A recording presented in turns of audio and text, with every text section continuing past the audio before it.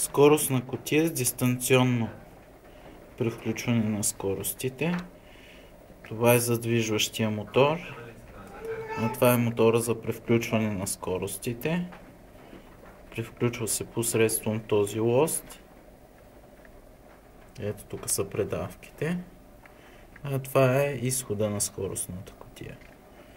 Малко са изтощени батериите, но в момента се движи на първа скорост.